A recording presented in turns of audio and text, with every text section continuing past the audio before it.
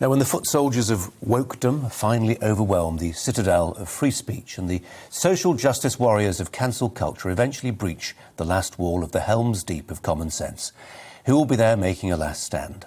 Surely in a world where the church and armed forces earn loyalty discounts from providers of unconscious bias training, we can agree that one institution will stand athwart history yelling stop: the Bank of England. Well, central bankers may have a reputation for unflinching conservatism, but it's out of date. Mark Carney, the last governor, seemed more committed to environmentalism than monetarism, and his successor, Andrew Bailey, appears more exercised by microaggressions than macroeconomics. At a press conference, he's taken exception to the word addiction, as in our addiction to quantitative easing. He thinks it's offensive to addicts. Joining me now is Andrew Doyle for more of this.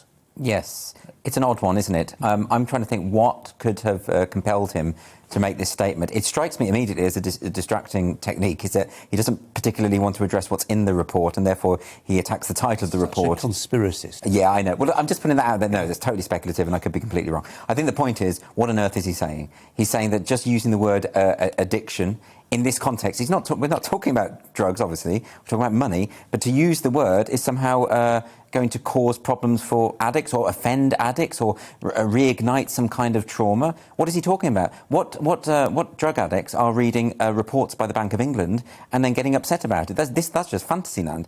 And I think it points to a broader problem and trend that we have, which is this overemphasis on the significance of language to cause harm in society. And we see it absolutely everywhere. We see it with BritBox this week adding a warning to editions of a lower low because of the language used in those old episodes, as though people can watch that, as though people don't understand that these comedies were made a long time ago. You've got trigger warnings on university campuses because they're afraid that certain... In fact, I was reading recently a legal scholar in America talking about how students had complained about the word violate because it has connotations of sexual assault, even when you're using the phrase such as this violates this law because, something like that. So the idea that the words themselves, irrespective of context, have the power to cause trauma and offence is It's a trend. There are some words that a governor should be focusing on that did cause us all offence. Too big to fail, was one. Credit default swaps, remember that one?